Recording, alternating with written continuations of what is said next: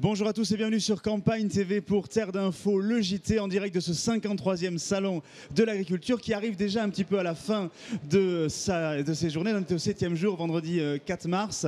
Notre invité politique aujourd'hui est Florian Philippot, vice-président du Front National. Et pour la partie actualité, nous recevrons également Jean-Luc Poulain pour nous parler du trophée national des lycées agricoles, François Houllier, le PDG de l'INRA à l'occasion des 70 ans de l'Institut, et Guy Vasseur, le président des chambres d'agriculture, pour déjà tirer un pré-bilan de ce 53e salon. Et pour la partie un peu plus pratique et magazine de notre Terre d'Info, le JT, on parlera équipement agricole avec la marque Isuzu et le débat du jour sera consacré à la restauration collective. Peut-elle être et peut-elle venir à la rescousse de nos agriculteurs aujourd'hui? Voilà, on est prêt. Place à l'actualité de ce vendredi.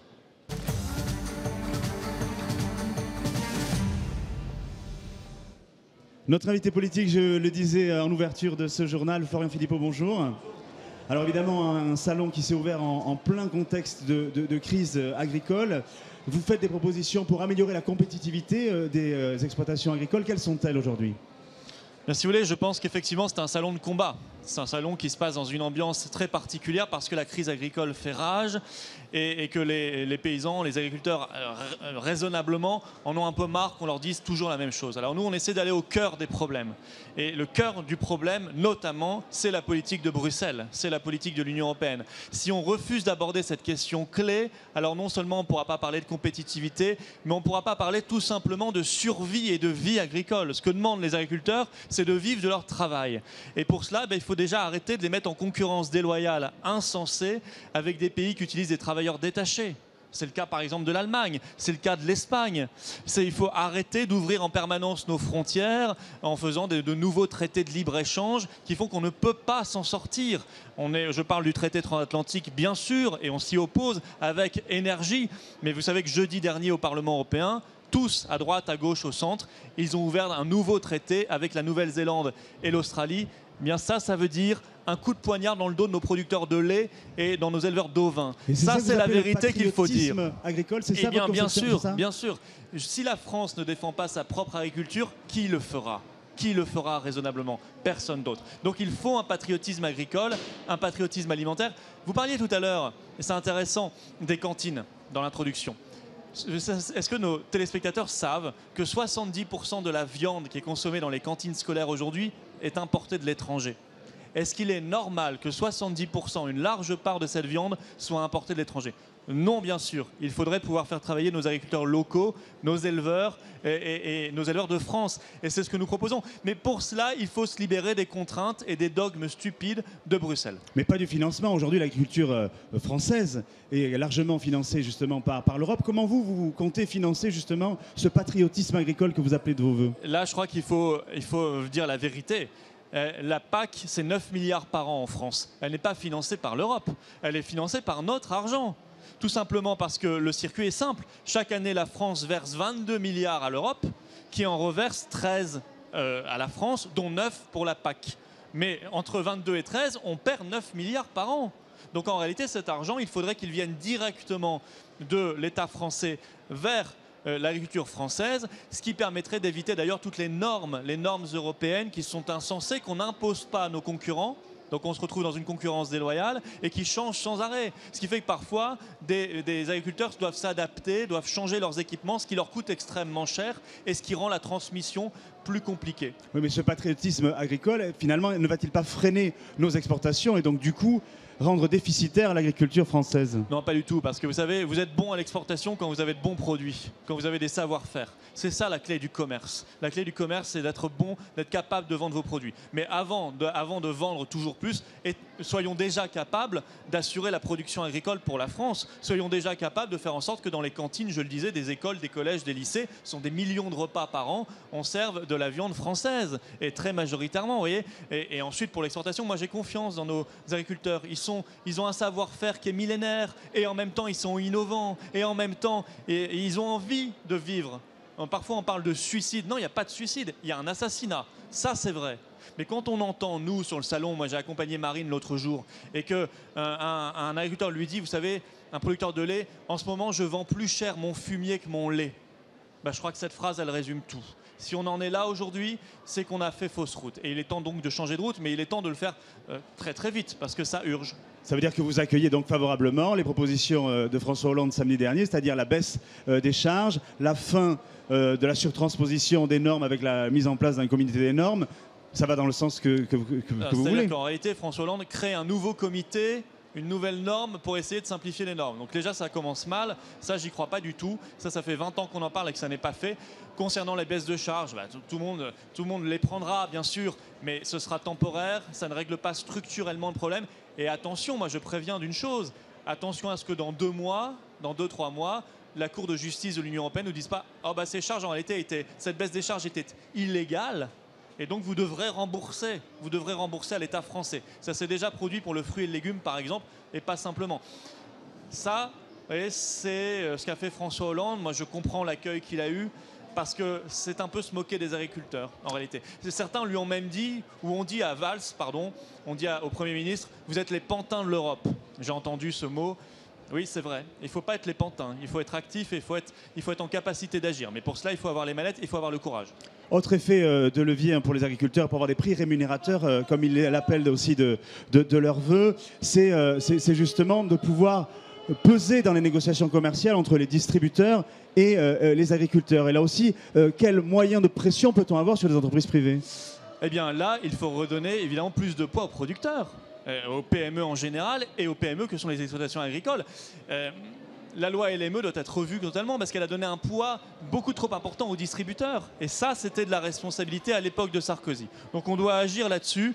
On doit faire le bras de fer avec la grande distribution. On doit interdire les surconcentrations des centrales d'achat parce que c'est vrai que ça leur donne plus de poids par rapport aux producteurs agricoles. En dernier mot, vous êtes là aussi élu de la nouvelle grande région Alsace, Champagne, Ardennes, Lorraine. Est-ce que vous pensez que c'est là une bonne échelle pour développer des stratégies agricoles performantes ? Ça me paraît compliqué dans ces méga régions.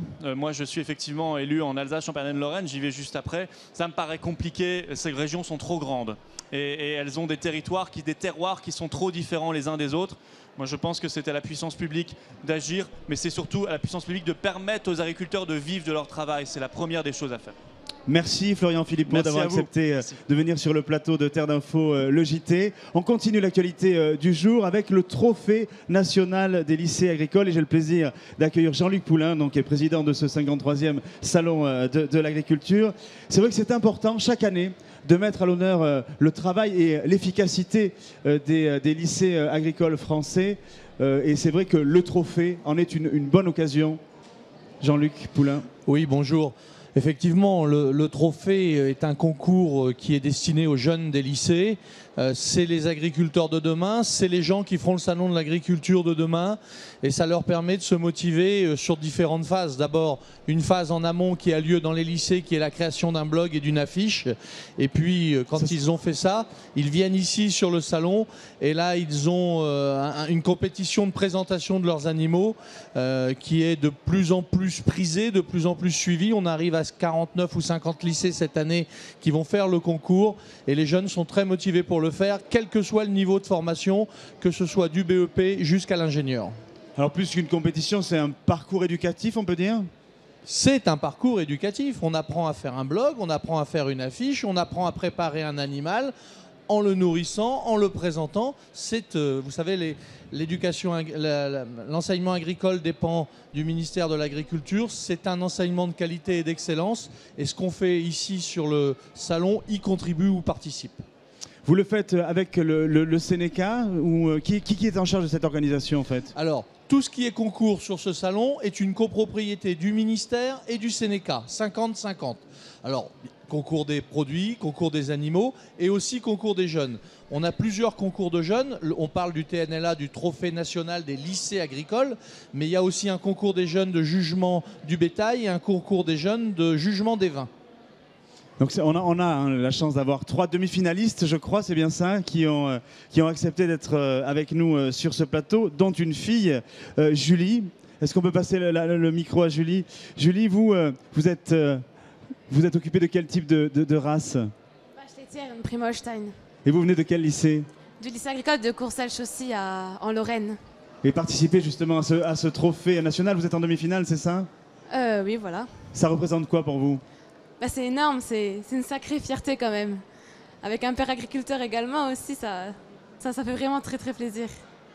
À vos côtés, je crois qu'il y a Corentin, qui est là aussi élève d'un lycée agricole qui est où?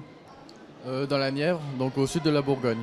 Et vous, vous avez, je crois, réalisé votre épreuve de manipulation hier, c'est ça? Oui, hier après-midi, donc j'ai commenté pendant 10 minutes un camarade qui a dû attacher une vache et agir en sécurité sur cet animal.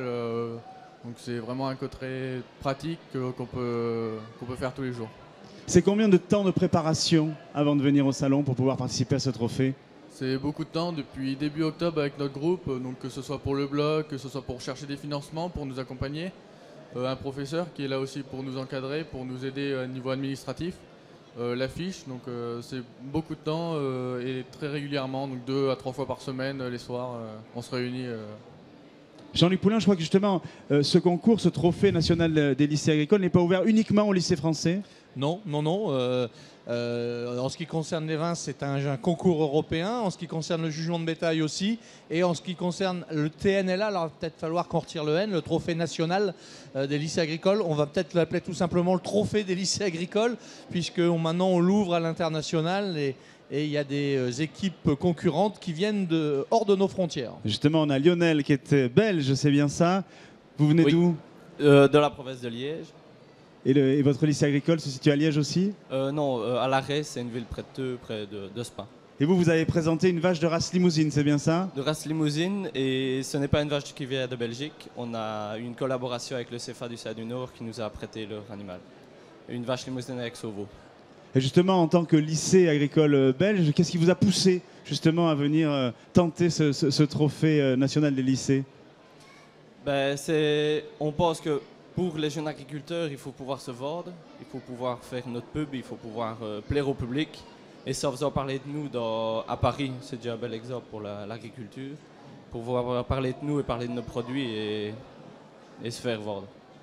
Jean-Luc Poulain, c'est l'excellence européenne de demain qui se construit ou qui se co-construit ici avec ce trophée? Bien sûr.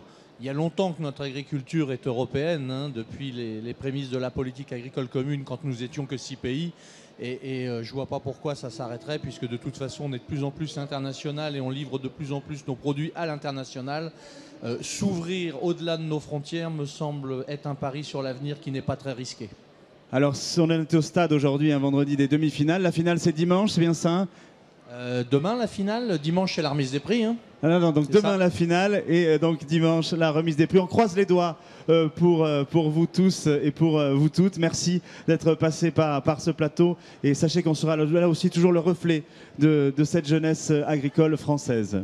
Merci à tous et à toutes. Merci Jean-Luc Poulain. Merci. Autre invité qui vient fêter ses 70 ans, ou plutôt les 70 ans de son institut, l'Institut national de la recherche agronomique, François Houllier. Bonjour.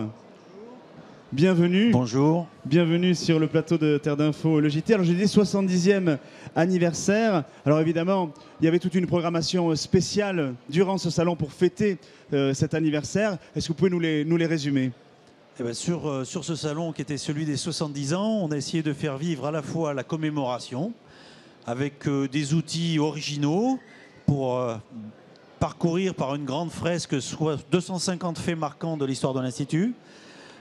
Aussi illustrer un certain nombre de concepts avec des agromots qu'on a eu l'occasion de présenter à cette occasion. Il y en a 70, moi qui ai lu le livre. 70 agromots, 250 faits marquants qu'on a voulu faire vivre pour les 70 ans. Donc premier élément.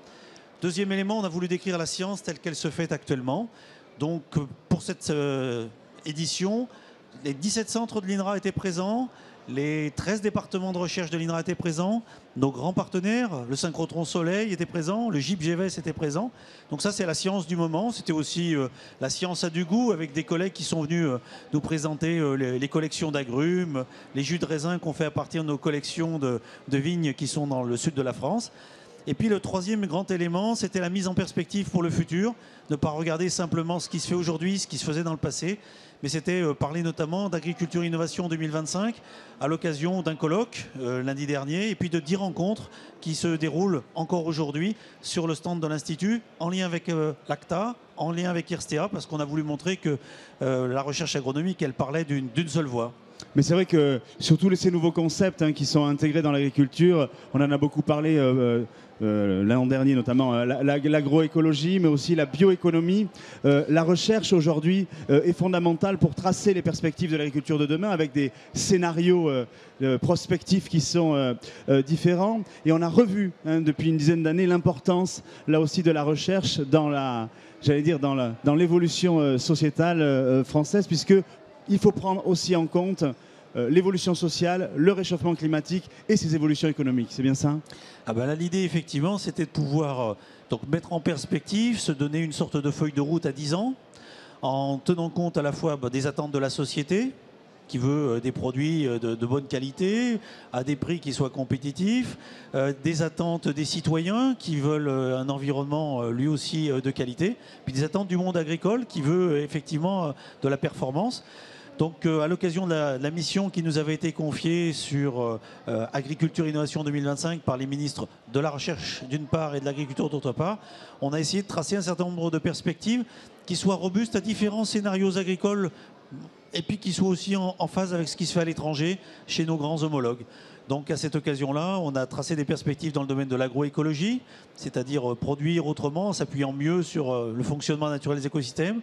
Tracer des perspectives sur la bioéconomie, c'est-à-dire imaginer de nouvelles filières, des cascades d'usage de la biomasse, du recyclage, les coproduits. Tracer des perspectives sur le numérique en agriculture, sur la robotique en agriculture, avec ces questions d'agriculture de précision, de big data, qui deviennent de plus en plus importantes. Tracer aussi des perspectives sur la génétique, parce que la génétique, c'est un levier puissant pour, par exemple, réduire l'usage des pesticides ou pour être adapté au changement climatique. Tracer des perspectives aussi sur le biocontrôle comme outil alternatif à l'usage de pesticides ou d'antibiotiques. Et puis à la fin, parce que c'est important, fédérer l'ensemble des acteurs autour de ces systèmes, de cette vision systémique, autour de ces technologies. Donc avec des priorités, il y avait ce matin une rencontre sur le salon, sur le stand de l'INRA, qui vient de s'achever sur l'innovation ouverte. Cet après-midi, c'est l'économie. Et on a eu hier une rencontre sur la formation. Donc on a essayé de regarder l'ensemble de ces sujets-là qui nous paraissent importants pour l'avenir de la recherche, de l'innovation et plus généralement du monde agricole. L'innovation ouverte, vous en parliez, c'est là aussi la co-construction entre les différents acteurs et notamment le consommateur, parce qu'il ne faut pas oublier là aussi dans les aspects recherche justement les attentes du consommateur. Alors effectivement, l'innovation ouverte, ça prend par exemple une des formes qui a d'ailleurs été reprise par le ministre de l'Agriculture et le secrétaire d'État à l'enseignement supérieur et à la recherche lundi dernier. C'est, alors nos amis québécois disent Living Lab, mais en France on va dire laboratoire vivant ou territoire d'innovation. C'est cette idée qu'il faudrait pouvoir, dans un territoire, alors le ministre a parlé de la Limagne, il a parlé de la Bretagne, mais on pourrait parler d'autres territoires pour la viticulture, pour l'arboriculture, pour la bioéconomie. Mais dans un territoire, pouvoir articuler différentes technologies, de la robotique, du numérique, de la génétique, différentes formes d'innovation, produits, procédés, sociales, pratiques, comportements, et différents acteurs. Et dans ces acteurs, évidemment, les agriculteurs, les éleveurs, les chercheurs, ceux qui s'occupent de transfert et de développement, les chambres d'agriculture, les coopératives, mais aussi les entreprises, mais aussi les acteurs des territoires qui sont les citoyens, qui sont des consommateurs ou qui sont des gens intéressés par la qualité de leur paysage. Donc on a proposé ce concept-là qui a eu l'heure d'avoir un certain succès, tant auprès des ministres que je crois aussi plus généralement auprès de l'ensemble des acteurs, puisque maintenant ils nous disent mais alors on aimerait bien en avoir un près de chez nous, de Living Lab ou de laboratoire vivant. Donc un concept qu'on va essayer de tester dans les mois qui viennent. Ça veut dire que vous avez là votre feuille de route pour au moins une dizaine d'années. Alors justement, là aussi, vous comptez conduire cette feuille de route pour les 10 ans qui viennent? En tout cas, je dirais qu'avec la mission Agriculture Innovation 2025, avec aussi ce qu'on a fait l'an dernier au moment de la COP21 et le grand programme 4 pour 1000 que nous avons contribué à monter, et notamment tous les enjeux scientifiques qu'il y a sur cette question de stocker du carbone dans les sols, à la fois pour atténuer le changement climatique, pour s'adapter au changement climatique, pour améliorer la fertilité et donc à ce titre-là améliorer la sécurité alimentaire. Donc Agriculture Innovation 2025, les suites de la COP21, la mission que je conduis actuellement aussi sur les forêts, on est au Salon de l'Agriculture mais l'Office national des forêts n'est pas très loin, celle que j'ai conduite il y a peu de temps sur les sciences participatives, qui sont aussi un enjeu particulier pour le monde agricole.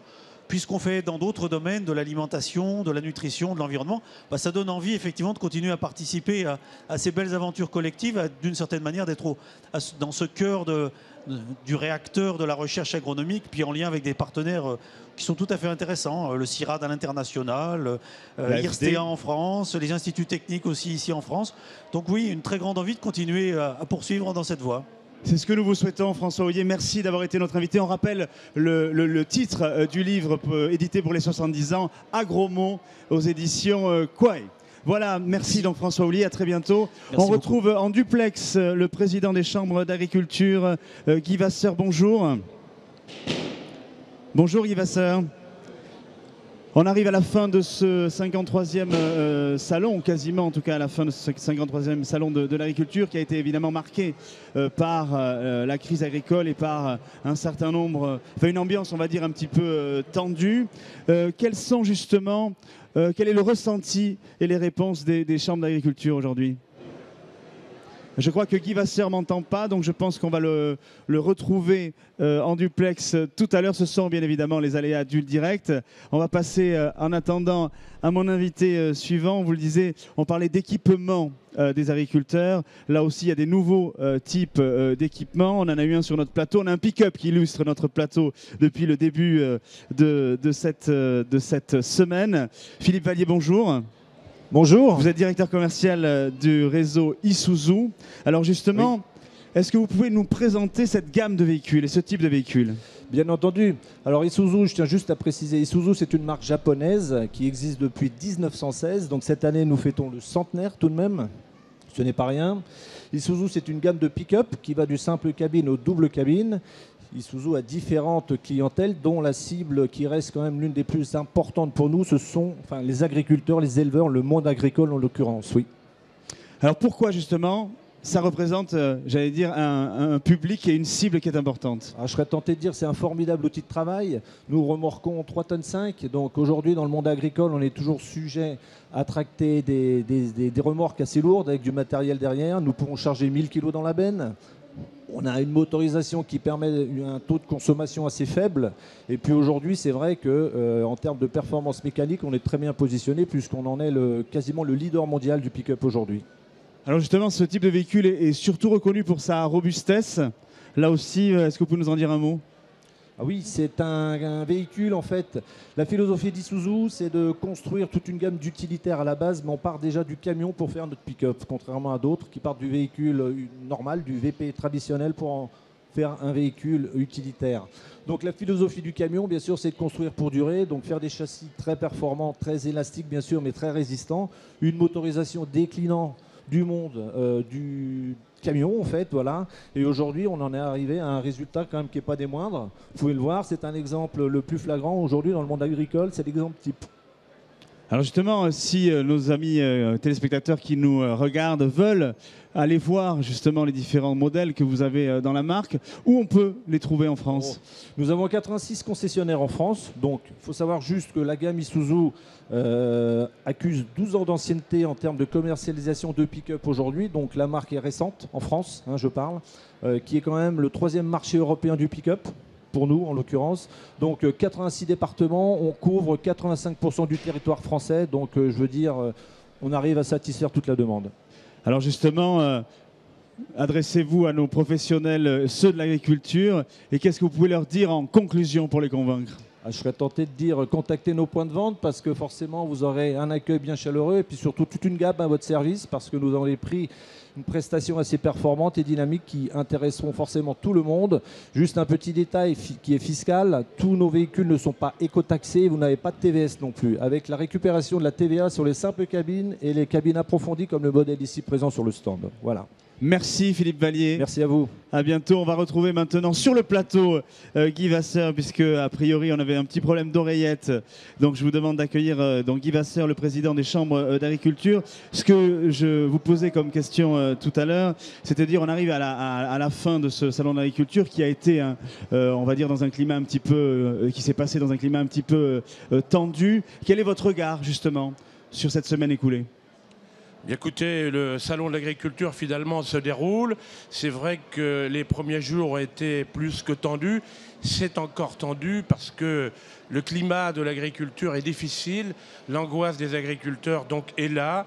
Le problème et l'inquiétude par rapport à la situation et surtout par rapport à l'avenir. Donc c'est la toile de fond de ce salon. Alors justement, on a vu beaucoup de politiques défiler tout au long de la semaine, au premier rang desquels le président de la République, qui a fait un certain nombre d'annonces sur la non-transposition des normes, sur le prix d'achat payé aux agriculteurs qui sera affiché sur l'étiquetage de l'origine de la viande. On a eu quand même beaucoup de réponses à des questions et à des demandes des agriculteurs et que les agriculteurs demandaient depuis longtemps. Donc on a l'impression qu'il y a même un certain nombre de verrous qui se sont débloqués. Écoutez, oui, d'abord le président de la République est venu dans un contexte difficile. Le contexte, c'est évidemment les attentats, donc la sécurité, les attentats du mois de novembre, cette catastrophe donc au niveau de notre pays. Le président, donc avec toutes les mesures de sécurité, peut-être un peu trop importantes à mon goût, c'est peut-être ce qui a déclenché aussi des réactions des éleveurs qui voulaient directement s'adresser au président.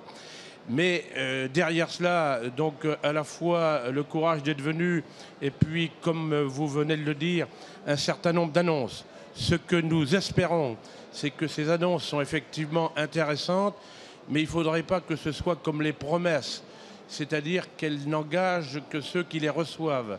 Donc nous espérons que dans les jours qui vont venir, effectivement, ce qu'a annoncé le président de la République devienne du concret. Et là aussi, les chambres d'agriculture sont sur chacun des territoires au service des agriculteurs.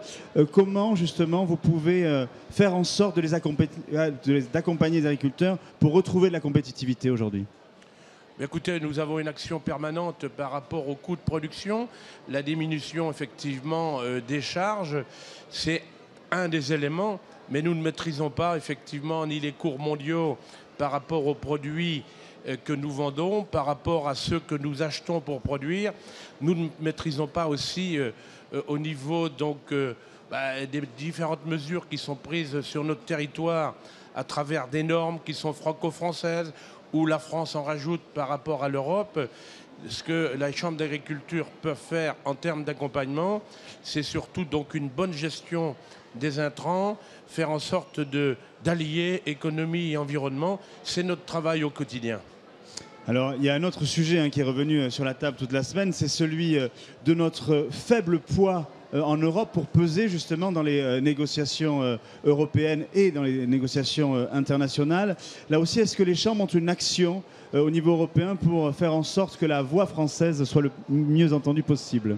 Oui, nous avons une action permanente, donc d'abord au niveau de la Commission européenne, surtout du Parlement européen, mais je crois que allez, on attend tous le retour de la France à Bruxelles. Le président de la République a fait un certain nombre d'avances. Ça passe par l'engagement du ministre de l'Agriculture auprès de ses collègues de l'ensemble des pays. Il n'y a pas de petits pays en Europe. Tout ministre de l'Agriculture, quand il est autour de la table pour décider, donc sa voix compte. Je sais que c'est difficile, c'est pas facile, certes.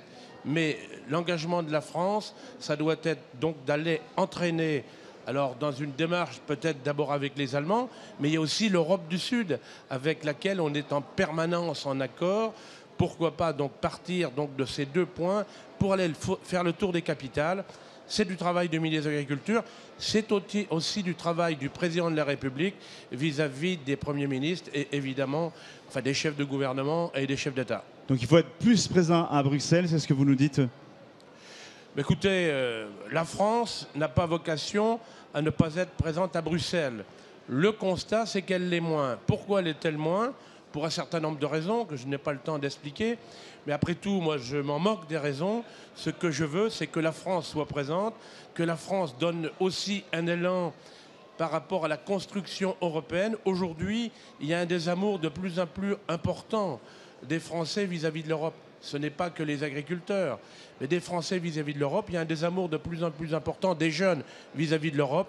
C'est un devoir de la France, avec d'autres évidemment, mais des pouvoirs publics français, de faire en sorte qu'il y ait un autre regard sur l'Europe. Dans le même temps, il faut que l'Europe ait un autre visage que celle qu'elle elle a aujourd'hui, parce qu'évidemment, ça fait envie à personne. Guy Vasseur, merci. Je rappelle que vous êtes le président de l'Assemblée permanente des chambres d'agriculture. On va vous souhaiter une bonne fin de salon, Guy Vasseur. Merci. Allez, on va passer de suite à la partie débat de notre magazine. La restauration collective peut-elle être au secours de l'agriculture d'aujourd'hui? On en débat.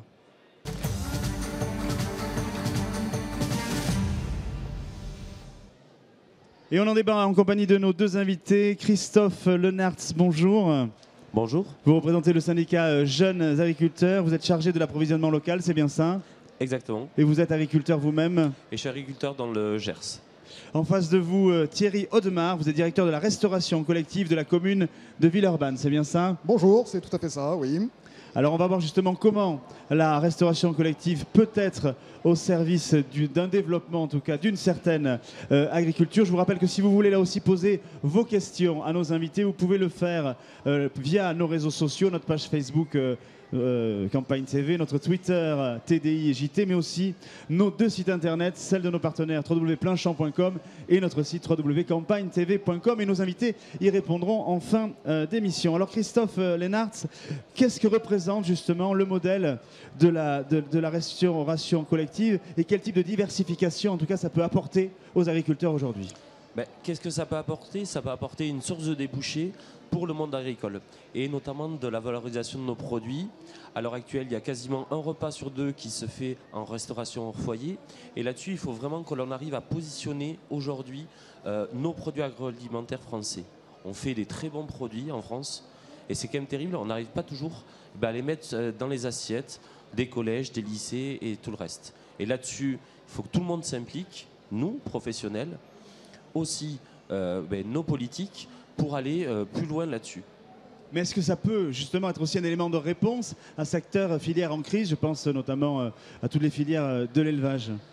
Bien entendu, de nouveaux débouchés, des possibilités d'amener des produits jusque dans les assiettes de nos enfants. Ça peut permettre d'aider et de contribuer à ce qu'on ait un petit peu moins de positionnement sur le marché mondial. Quand on fait du local, on doit avoir aussi un prix local et on ne doit pas avoir un prix mondial. Et donc là-dessus, il faut que tous on y prenne part pour arriver à ce que nos produits se valorisent bien sur nos territoires et ramener de l'économie sur nos territoires. Thierry Audemars, justement, la restauration collective au service, j'allais dire, du consommé local, est-ce que c'est possible en termes de marché public? Est-ce que c'est possible en termes de coûts aujourd'hui? Alors oui, tout est possible. C'est pas forcément facile. Il y a un certain nombre de contraintes, des contraintes techniques, des contraintes, on l'a pu l'évoquer ce matin avec un certain nombre d'agriculteurs, des contraintes de méconnaissance des filières des uns et des autres, et puis des contraintes administratives. Mais toutes ces contraintes sont tout à fait abordables, et il existe des exemples et des solutions pour les contourner, pour arriver effectivement à des partenariats locaux et à atteindre l'objectif de la restauration scolaire aujourd'hui, qui n'est pas uniquement de nourrir les enfants, mais de les nourrir correctement et de développer et de contribuer à une économie locale la plus pertinente possible. Alors on va essayer d'être concret, ça veut dire que concrètement dans les marchés d'appel d'offres publics, on peut mettre des critères qui sélectionnent les producteurs qui produisent localement, c'est ça? Alors concrètement, non. Ah voilà. Contrairement non. Le critère de localisme est un critère interdit dans les appels d'offres européens, puisque dans les volumes que nous traitons, nous sommes dans des appels d'offres européens. Par contre, il existe une multiplicité de critères dans lesquels nous pouvons introduire effectivement et valoriser les offres locales par des critères environnementaux, par des critères de visite d'exploitation, d'échange avec les producteurs, par des critères de prix et de qualité de produits, puisqu'il existe des produits de qualité locaux, et par des critères de saisonnalité également. Ça veut dire que vous êtes obligé de faire un appel d'offres par filière, alors du coup, comment ça se passe? Alors, ça complexifie, ça fait partie des difficultés administratives et techniques à régler. C'est que nous avons encore des appels d'offres pour une seule variété de produits. Typiquement, nous venons de conclure 3 appels d'offres différents, un pour des yaourts, un pour des tomates et un pour des kiwis. J'ai à peu près 1500 références produits nécessaires à la fabrication de mes repas. Je ne peux pas envisager d'avoir 1500 appels d'offres, mais il y a des choses à créer et à faire. Mais c'est vrai qu'on pourrait aussi, sur un plan national de l'alimentation, définir clairement qu'on peut, dans le cadre d'appels d'offres, prioriser, on va dire, son approvisionnement local. C'est un souhait important. puisque effectivement ça contribue à des partenariats, à une vraie logique économique locale et à une qualité finale des produits, puisqu'on a des produits qui sont excessivement frais et donc beaucoup plus faciles à travailler. Et avec un coût qui est plus important ou pas? Pas forcément. Pas forcément. La restauration est en train d'évoluer. Elle tient de plus en plus compte de la saisonnalité des produits. Les menus ne doivent pas être élaborés pour le plaisir, mais en fonction de la saisonnalité, en fonction d'une forme d'éducation nutritionnelle, puisque les enfants vont aussi être le relais auprès de leurs parents pour des achats de saison et de produits bruts. Mais c'est tout à fait envisageable. Christophe Lenars, vous qui représentez les jeunes agriculteurs, comment vous souhaitez contractualiser justement avec les communes sur la restauration collective? Nous, ce qu'on souhaite faire, c'est véritablement arriver à proposer une offre à la restauration collective, arriver à s'organiser. C'est pour ça qu'on a essayé de travailler très simplement en faisant une étude de 11 grands bassins de consommation, en se disant il faut qu'il y ait une volonté et qu'il y ait un engagement de toutes les parts. C'est pour ça qu'on a mené un projet avec les JA, COP de France, les chambres d'agriculture, InVivo, pour se dire comment on y va ensemble. À l'heure actuelle, c'est pas évident ce que fait monsieur, et donc nous, il faut qu'on soit bien organisé pour répondre à tous ces besoins au jour le jour. Parce qu'on ne peut pas dire, voilà, un jour un lycéen il va pouvoir manger, un autre jour il n'aura pas ce qu'il faut. Ce qui est important, c'est que nous on soit organisés, que aussi le monde politique arrive à organiser un petit peu mieux ces facilités, ces marchés publics. À l'heure actuelle, il y a une loi en discussion au Sénat sur l'ancrage territorial. On parle de 40% de produits locaux, sous signe officiel de qualité. C'est bien. Nous, on pense qu'on peut même mettre la barre plus haut, aller jusqu'à 2/3 de produits français dans toute la restauration de nos collectivités. Et ça serait aussi encore un engagement de la part de nos politiques envers le monde agricole. Thierry Audemars, combien de pourcentage de produits locaux par rapport au volume global chez vous? Aujourd'hui, nous sommes un petit peu en dessous de 30%. Ah oui, donc c'est quand même une part non négligeable. Je pensais que c'était moins que ça, par contre. Non, c'est une part qui est en constante évolution. On a la chance sur Villeurbanne d'avoir une cuisine qui est relativement récente, qui a ouvert ses portes en 2010. En 2010, nous avons démarré à zéro. En 6 ans, nous avons atteint 30%, au prix d'efforts importants, puisqu'il a fallu revoir un certain nombre de pratiques, complexifier un petit peu les parties administratives. Mais c'est une filière qui est vraiment en développement constant et je rejoins tout à fait Christophe. Je pense que les 40% sont tout à fait atteignables et on peut même envisager d'aller au-delà si on arrive à se structurer et surtout à échanger un petit peu plus entre nous, puisque ce sont deux mondes qui, pour l'instant, fonctionnaient un petit peu en parallèle sans jamais se croiser. C'est tout l'enjeu qu'il nous reste à bâtir. Vous arrivez à vous faire entendre des politiques sur ce point-là? On arrive à se faire entendre des politiques. Mais justement, l'occasion du Salon de l'agriculture, ça a été de solliciter tous les nouveaux présidents des régions de France pour leur dire est-ce que vous vous engagez, notamment sur la thématique de la restauration collective. Ils gèrent les lycées et donc ils ont aussi à s'engager là-dessus. On a quasiment tous les présidents de région qui ont réussi à signer une charte d'engagement sur ce point-là. Alors on voit bien que ça va quand même privilégier certaines filières agricoles plutôt que d'autres. Je pense notamment aux fruits et légumes ou à la viande.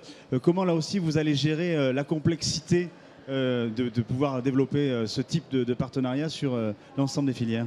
On a des outils. C'est vrai que le producteur nous dit je suis producteur, je fais déjà bien mon travail et je n'ai pas toujours le temps, je n'ai pas toujours les compétences d'aller plus loin. Maintenant, on a des outils, les coopératives, les chambres d'agriculture, mais qui doivent accompagner le monde agricole et trouver les bonnes solutions pour aller au plus proche de ce qu'a besoin la restauration collective. Et ça, on est persuadé qu'on peut y arriver.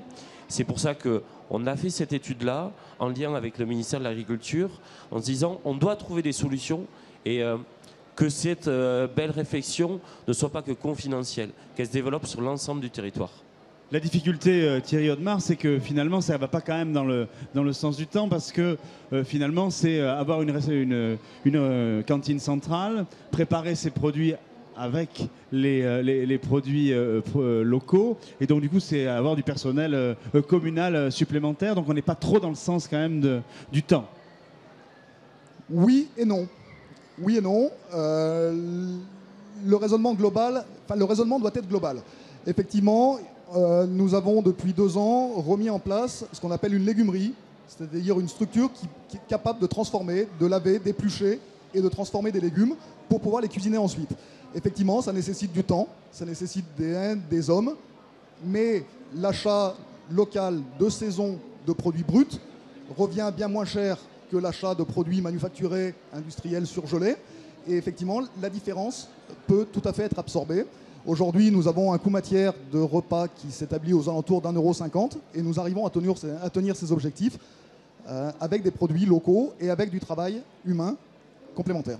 Est-ce que finalement, ce n'est pas le coût humain qui est le facteur limitant, Christophe Lenartz? Oui, mais en ce moment, on a quand même une crise qui justement touche beaucoup l'humain. Parce qu'avant tout, ce n'est pas la viande bovine, c'est les éleveurs de viande bovine qui sont en crise.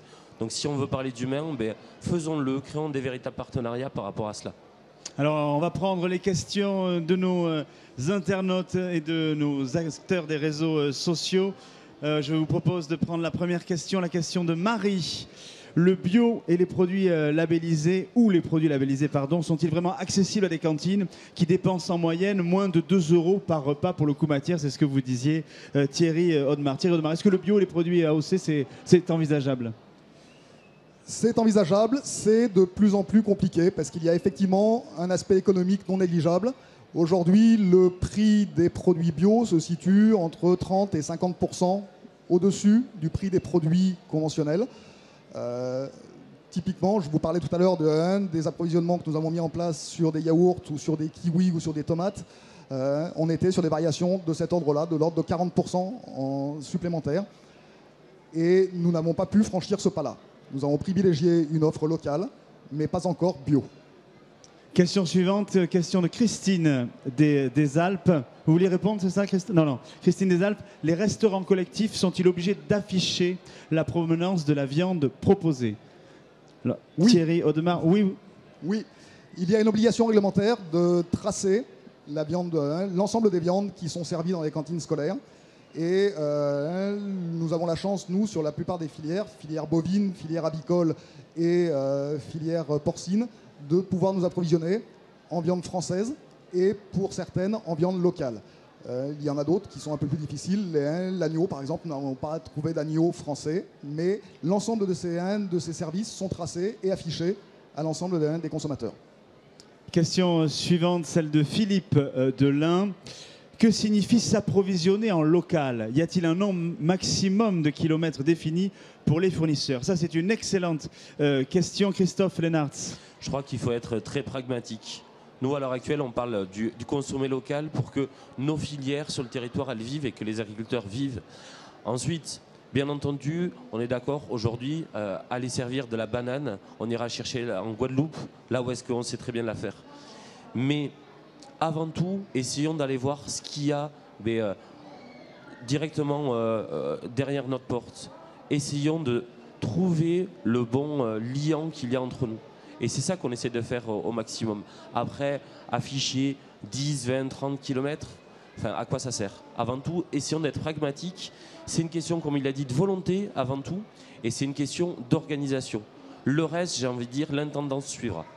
Thierry Audemars, justement, cette notion de local ou de proximité ou de circuit court, c'est vrai que ça peut paraître un peu vague en termes de distance, parce que là aussi, derrière à la question de Philippe, il y a la question du consommateur qui veut qu'on respecte aussi l'environnement. Alors justement, est-ce que dans les critères, là aussi, d'appel d'offres, il y a un nombre de kilomètres limité? Alors, nous n'avons pas réussi à intégrer un nombre de kilomètres. Ça peut être fait par le biais de bilan carbone, mais ça devient très vite des usines à gaz, c'est le cas de le dire. C'est assez compliqué. Nous, le local, nous raisonnons effectivement dans un périmètre de 100 à 150 km autour de l'agglomération lyonnaise, mais comme le disait Christophe, il faut être relativement pragmatique. S'il y a un produit intéressant, une filière intéressante qui se situe à 200 ou 250 km, je considère qu'on est quand même toujours dans une économie locale et dans une économie de proximité. Ben, écoutez, messieurs, merci d'avoir participé à ce focus et à ce débat du jour. Christophe, un dernier mot? Oui, pour vous annoncer notre colloque justement sur la distribution où le but, il est vraiment que la profession soit organisée par rapport à cette thématique-là et où justement on convie l'Association des maires de France pour encore un peu plus sensibiliser nos politiques.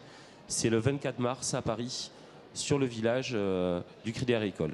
Voilà, le rendez-vous est pris. Merci à tous d'avoir participé à ce Terre d'Info, le JT. Et nous, on se retrouve demain pour à midi 15 pour le dernier JT en direct ici de ce 53e Salon de l'Agriculture. Mais d'ici là, vous le savez, cultivez votre jardin. Au revoir.